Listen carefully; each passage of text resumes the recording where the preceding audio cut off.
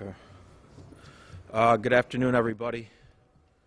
A lot of information today. We'll go through it all and then take some questions. I'm sure there's lots of them. Today's COVID data is a mixed bag.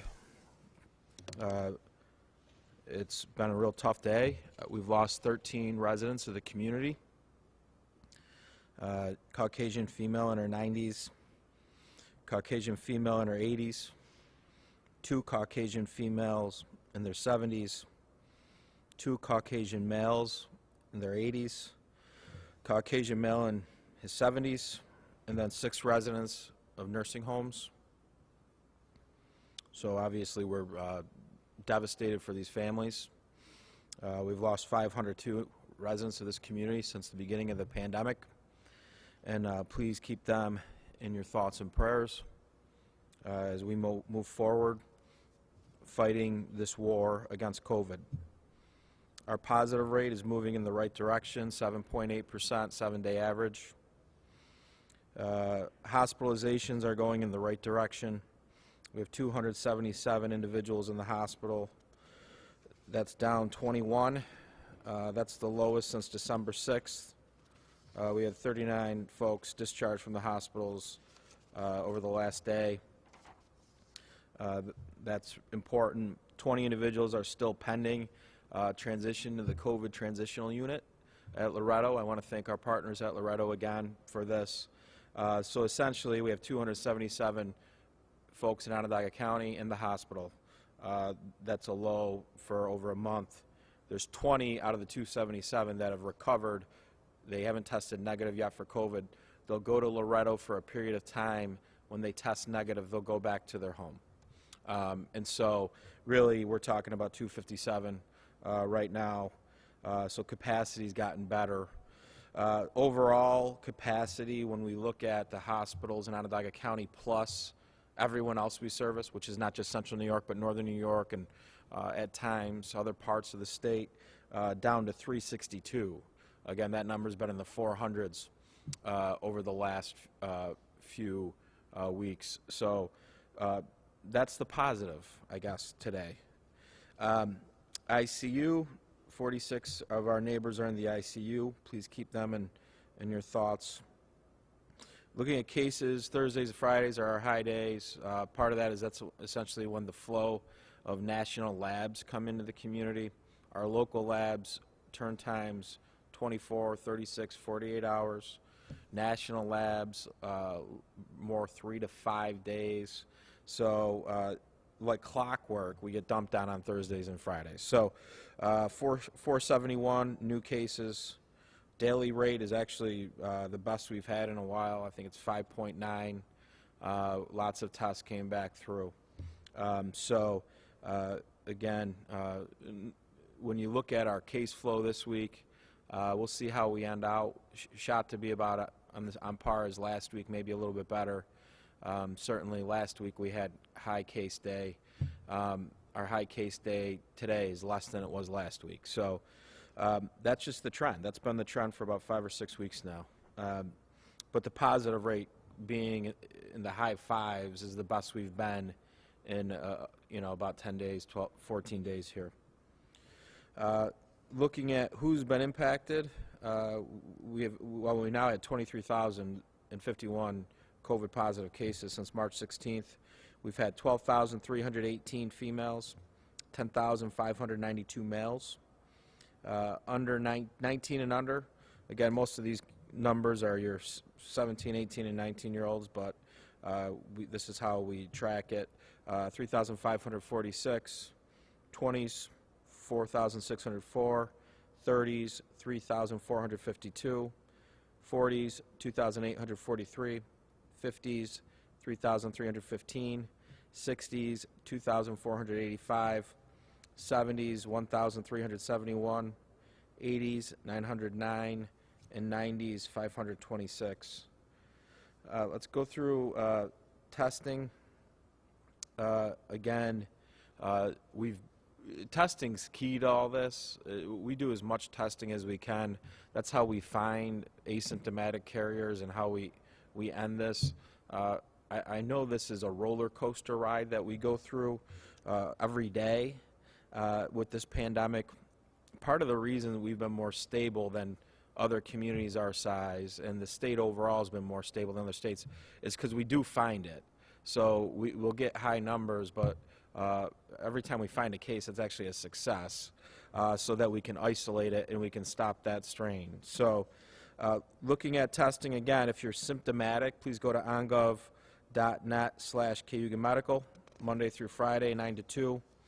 Weekend symptomatic testing, so this weekend, if you come down with symptoms, go to the same website, but then you would then go get your test at Essential Health. That is, again, ongov.net/KUGMedical, 8 to noon, both Saturday and Sunday. We've done our asymptomatic testing. Judging by some of the numbers we've gotten this week, I think we have symptomatic people showing up at these sometimes. We try to want our symptomatic cases always to go with the PCR test. We think the negative test is more reliable when you do it that way.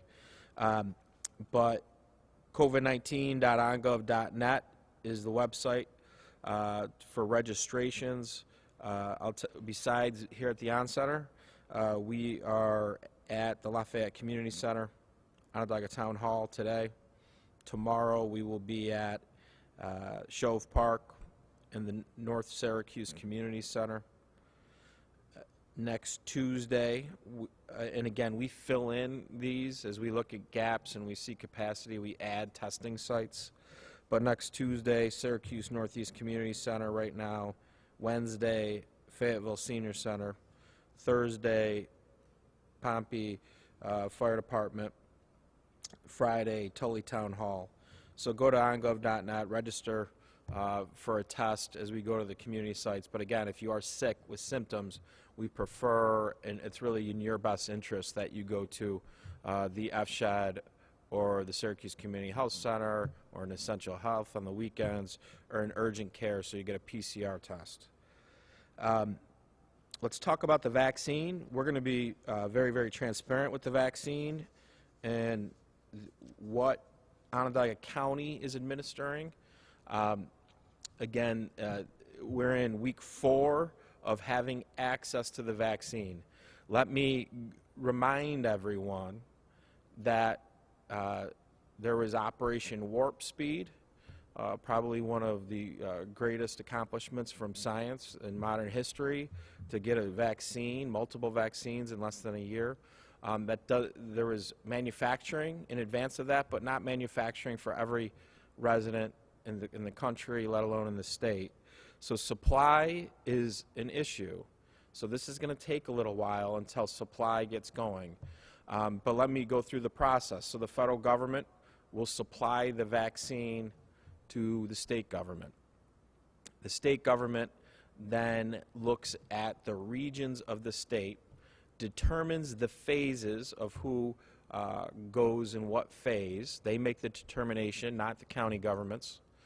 And then they've set up hubs. The Central Region Hub is upstate, one of our partners throughout this. From there, you will see vaccine being distributed either through the hub or to points of distribution within the region. So, Onondaga County, we set up our pod, point of distribution, at the War Memorial, and it was operational on Monday, the 28th of December. We received, from a redistribution from hospitals, 3,600 doses on the 28th and 29th. And how this works then is we then look at the phase, those who are eligible, and we have a registration form for those individuals. They set up appointments. Like everybody, there are people out there that will set up an appointment and they will not show up for an appointment. So let me go over each day what we have done and then I will tell you where the next vaccine is and what we're doing, and then I'm going to tell you what our capacity is moving forward. On Monday the 28th, we set up 145 appointments. We did 119 doses of the vaccine. On the 29th of Tuesday, we had 190 appointments. There was 180 doses of the vaccine administered. On Wednesday, 12/30, there was 311 appointments with 290 doses administered. On Thursday, the 31st, we had 512 appointments and 457 vaccines administered. On Monday, 1/4, we had 656 appointments with 608 vaccines administered.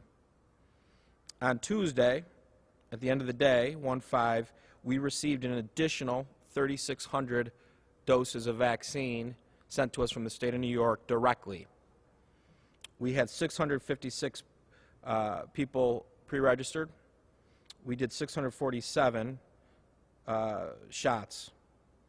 On Wednesday, we have done, we had 752 appointments, Wednesday being yesterday, and we had 737 doses administered. We have a redistribution, which will happen in the next 48 hours with upstate for 1,200 doses to be redistributed to us. So with the new vaccine capacity that we have, we now then will register for 4 days in advance. So today we have 1,260 appointments, and we will be able to report later how many showed up.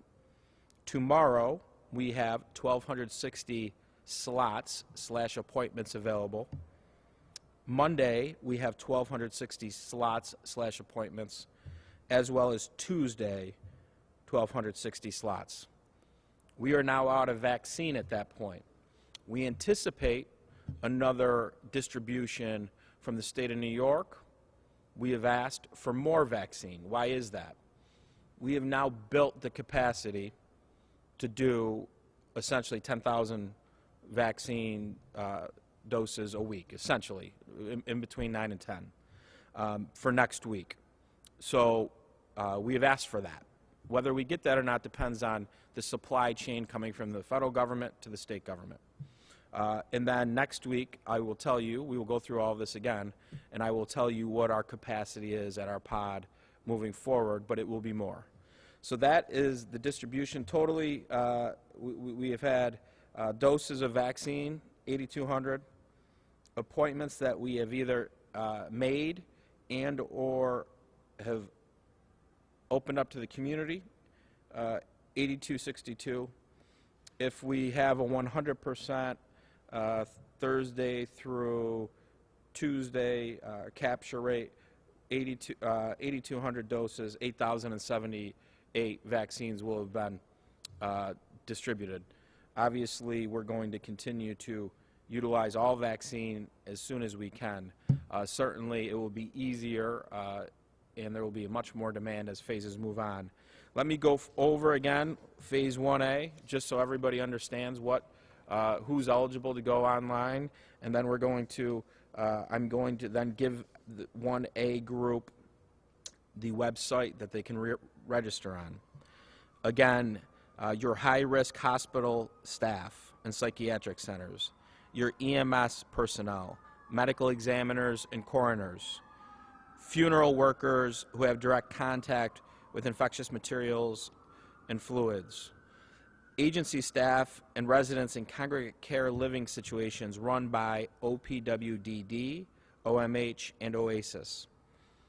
Urgent care providers all got their own doses for their staff, but certainly an urgent care professional qualifies as well. Staff administering the COVID-19 vaccine. When we look at week 4, where we are, all outpatient ambulatory frontline health risk healthcare providers, all frontline high-risk public health workers who have direct contact with patients, healthcare workers at testing sites. So any of these categories can come and register for a vaccine. What's the registration? covid19.ongov.net/vaccine/. If you're not in one of these groups, please don't register. We will check, we will verify, and if you're not, we will turn you away at the pod. we will get to every person in this county who wants a vaccine. You will get a vaccine. We will build up the capacity to do it as fast as any community and as quickly as we get the supply, but we need people to work with the process. Again, when you come, this is similar to like a doctor's appointment. We have a system. If you have a 3 o'clock appointment, you can show up a little early, but don't show up an hour early. We don't have anywhere for you really to stand around. So 5 minutes before your appointment, that's what we suggest. But the good news is we've heard about upstate vaccinating and using their doses and getting their employees done. St. Joe's is doing it. Kraus is doing it. Our other regional partners are doing it. Our pod has been very busy. We'll be very busy next week, and we have built up capacity to be even busier. So if we get 6,000 doses from the state, we'll do it. We can do 10,000 though. We want to get 10,000. We'll see where capacity lands.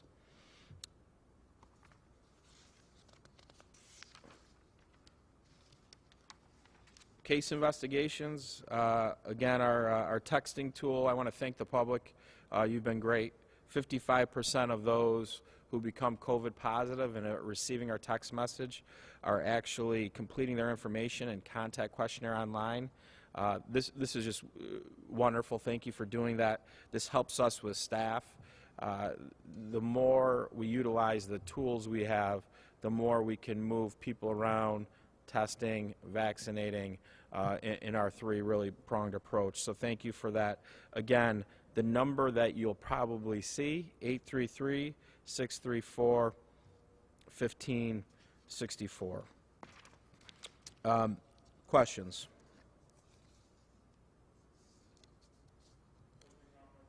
More vaccine once it runs out this week? We're going to get more next week, Josh. What we are pushing for is to be able to utilize this infrastructure that's already built as if our region's getting so much, utilize us. We already built it, and then utilize the other parts of it. We will be beefing up this infrastructure every week until it's clear that the vaccine, we got to wait for supply of the vaccine to catch up. So by mid-January, we'll be able to do quite a bit, and then by February 1st, we'll even be able to double that. Whether the supply chain by the manufacturers has caught up to that or not is out of my control, but what is in our control is that we have the pods ready to be very efficient and move very quickly because there's anxiety now in 1A. 1B, you open up large categories of people, including our most vulnerable and our seniors. Huge numbers of people. There won't be enough vaccine available to do all that quickly. So we think the best point of distribution to control all of that, to know who's getting done quickly, instead of having 10, 15 different points of distribution, utilize this infrastructure first, and then we build the tentacles into the community from this. Is that what you talked with the state about today? The governor just sent a lengthy email about a vaccine update. Did you talk to the governor's office today about? We did. County executives from across the state spoke directly to the governor's senior team. I've had a great relationship with the senior team, specifically on this topic related to this. They've taken great feedback and concerns from us, whether it was the nursing homes need to get sped up with the vaccine. It looks like that's, I've heard one might not have been done yet. We're following up on that, but everyone else has received the first shot. Assisted living facilities, a week ago, we're hearing they aren't scheduled. I got an update from my adult long-term care department. Everyone has been scheduled, confirmed, except for one. We're going to follow up with that. Again, we've offered that if you send us the vaccine, we'll go do it ourselves. But they're in a federal program. The federal government is controlling the vaccine for those buildings. So, but the feedback's been good. We're talking to them. This is what county health departments and emergency management departments do. This is what we are trained to do. We have the infrastructure. Let's use it. So there was a lag with assisted living facilities. I know some people might not know the difference between that and nursing homes. Right. Could you just talk about the problem that was going on in assisted living and Yeah. what's being done now? So part of the federal program for long-term care, nursing homes, you're most vulnerable. Phase 1 with the pharmacies. So Walgreens, CVS, phase 1, get the nursing homes done. Phase 2 was assisted living facilities. We heard from a lot of folks. I hear from everybody, right? So we work with our seniors, our facilities throughout our community, with our adult long-term care department. We have surveyed each facility, what's been done, how many have been done, when's your second shot scheduled, are you scheduled. Nursing homes look to be in good condition. There's one we heard might have been switched around. We're going to look into that. But a week ago, the assisted living facilities, many of them weren't even scheduled. So we started really pushing very hard on this. Now we go back yesterday, we surveyed the same folks. Almost every one of them scheduled, with the exception of one, and now we're pushing on that. So, Ryan, you said in addition to the county, the hospitals are still administering vaccine. Are there other sites now that are also administering vaccine? Yeah, I think outside the county, Tim. I think Madison County has put up a pod. How about Yeah, inside the county? yeah, inside the county, it's the hospitals and us. And quite frankly, there's not enough vaccine to have other sites until our pods can no longer meet the demand and getting the supply out quickly. There's probably no really other need for it. I know pharmacies will get in the game at some point, and then primary care providers at some point as well. And we think that's appropriate, but we got to do this in an organized way where when you're asking me a question like how many teachers have been vaccinated, I can give you an answer. And so, again, we'll have 2 very large pods built. Then, do we need our 3rd and 4th to be activated? We have plans for that. That depends on really how much supply we have of the vaccine. If we do need the 3rd and 4th to be activated, we have a 3rd and 4th location. Both pods you have, if you're doing X amount of vaccines at one site, you need a second one to do the same amount, because at some point you're doing second shots for everybody. So hospitals start working with their employees first with the Pfizer vaccine. The Pfizer vaccine has different requirements related to storage, so it makes sense for them to do first and second shots. We do our pod. Our pod really starts to address 1A for the community, and we think 1A will be in pretty good shape after next week, and then the state will assess and make the call, do you do second shots in 1A before you do 1B or not. That will be the state's call, but we'll be ready to meet the demand at any point. Do you know, are the hospitals still doing just their employees, or are they open to other people to sign up also? I know they have done some others. I think right now most are being directed towards our infrastructure. If you think about it, going into a hospital for a shot, if you're not in that building, going up to the hill, it's just not people don't like doing it. And parking's tough, confusing, where do you park, all these different things. That's why our sites here, our second site, most likely Shopping Town would most likely be the second site, and then 3rd and 4th site, we'll get to those when we need to. But great parking, very easy, people know where to go. It's just an easier way to do this. Do those sites require, like, state health department sign off? Or They do. They do. You're signed off on the second one at Shopping Town? Or? Yeah, we'll, as soon as we get to the point where we know there's enough vaccine, we'll put that site in for final approval. We're not going to go open up 2 sites and do half the amount of people and pay for double the amount of people to work the sites until we maximize what we have on this campus.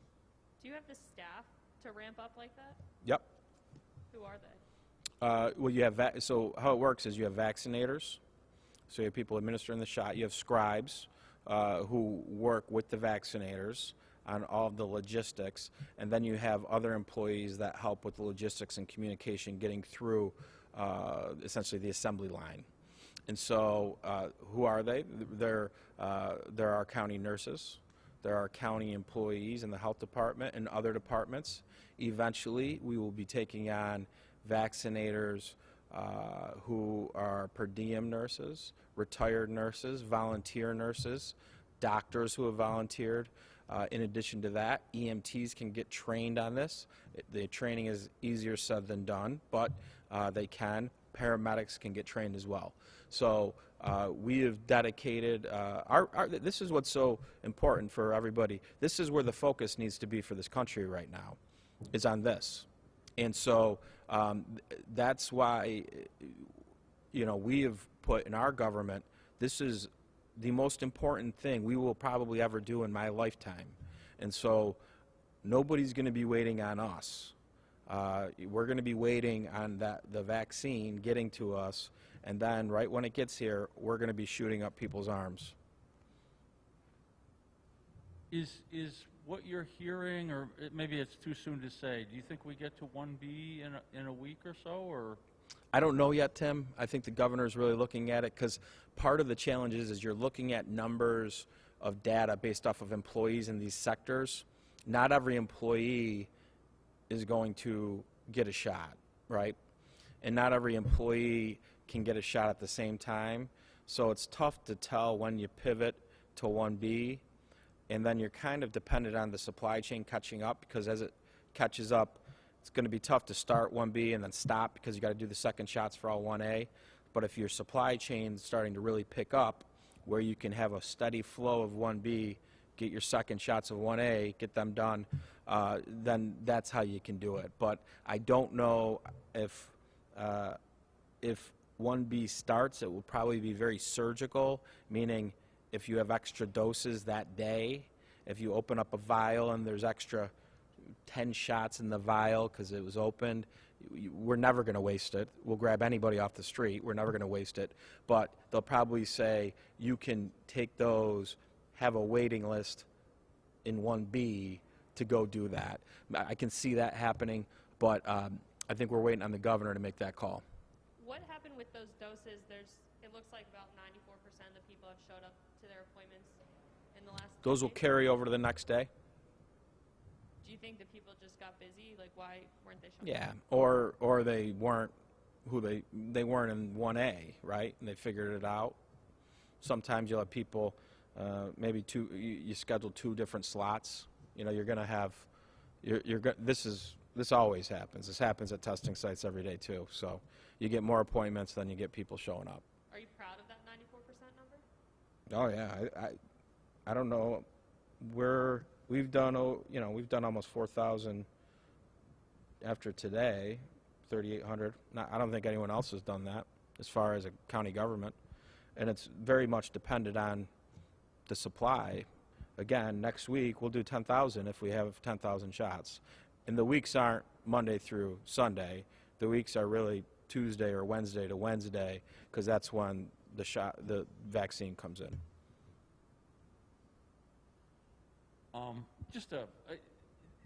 I know it goes from federal procurement to the state to you. It's not literally following that path in supply, right? I mean, it's coming straight to Syracuse from the manufacturer? We get mailed our vaccine from the State Department of Health. It comes through the mail? Or mailed, I don't know how it comes, through a truck? Through a truck, they drive it in, yeah. Have you heard any more about the proposal to maybe have a countywide yellow zone instead of orange and yellow? No, we've put it forward. I think if you look at our data, we're in zones in our county. Our data is better than many other counties that are not in any zones. I think you look at where we are, you look at the hits we're absorbing, and we're still not, things aren't falling apart. You look at where the cases are now, it doesn't bring any more risk by letting these other restaurants have 25% capacity at this point.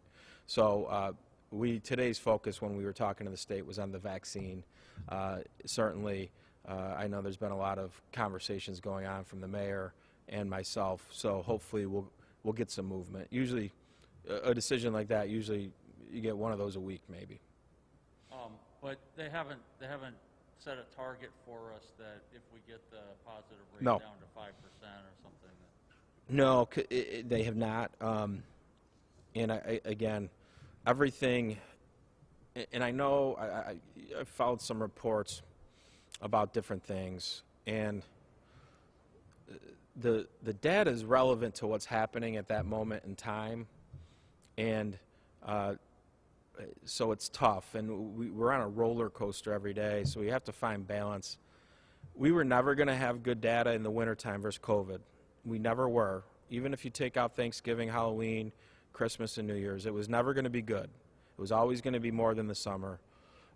We've taken these bumps pretty good. We're essentially 2 weeks out from Christmas Eve, and we had an uptick and a small surge, but we haven't seen anything bigger than Thanksgiving yet, which is good.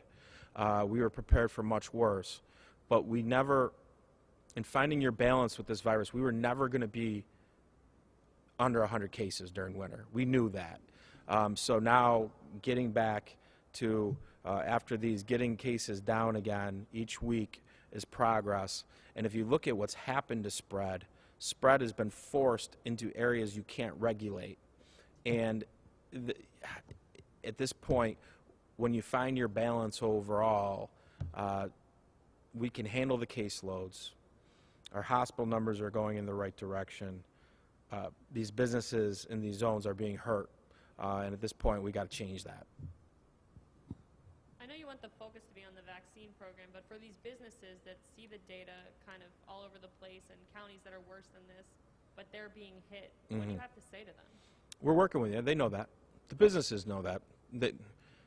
We've been on multiple calls. Each week I'm on calls with restaurants, the associations. We're looking at innovative ways to help them, and especially the ones in the orange zones, and get them out. And we're working at it. I mean, I've offered to put areas in my county that are not in a yellow zone to create equity, right? That might not be in my interest, but that's what's right. It's easier for us to regulate. Let's create equity. There's still regulations then, recognizing the severity of the issue that we deal with every day, but I think we're going to get some progress. I think we'll get some movement on this.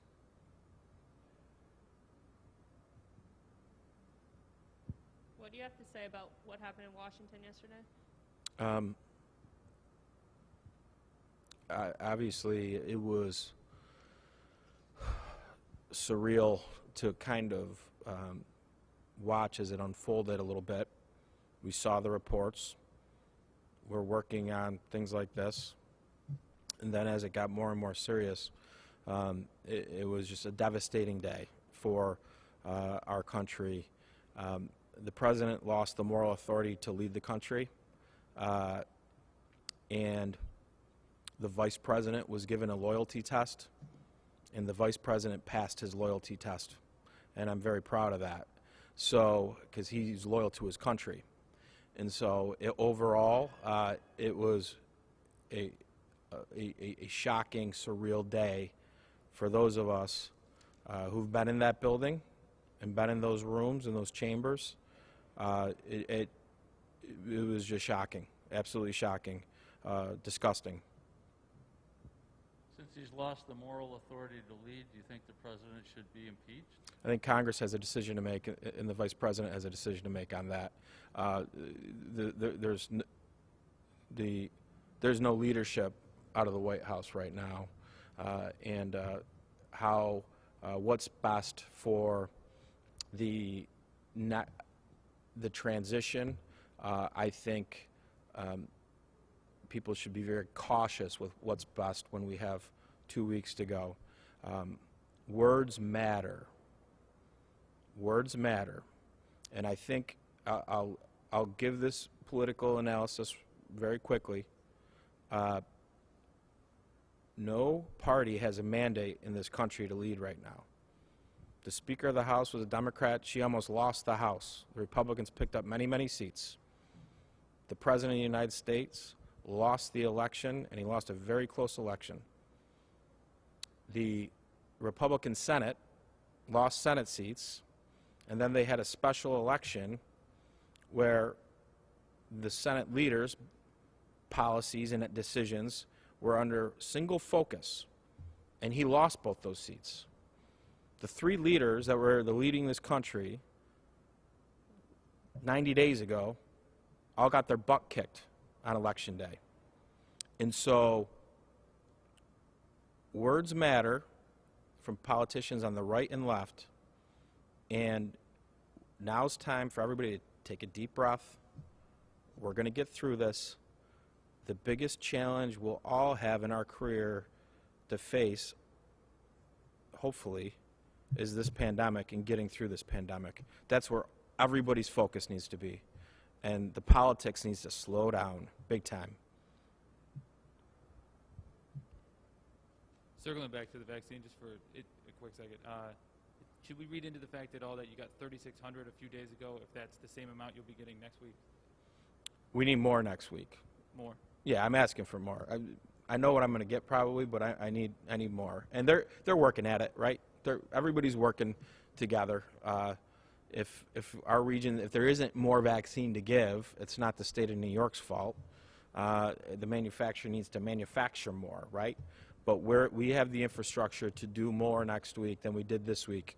And then the following week we'll be able to do even more. So we have the infrastructure here. I don't need to go hire nurses or vaccinators. I don't need to hire scribes. I don't need to rent space. We all have it. We have an assembly line process in the War Memorial that's working very well, and we're going to even grow that. This is we're ready to go. And this What's is that number in your mind? What's that number? What do you think you're going to get? where, as far as what on January 18th, we will have the capacity to do 18,000 shots a week. Whether we have 18,000 shots a week of vaccine, I don't know. We'll see. Thank you. Yeah. Other questions? Okay, thanks, folks.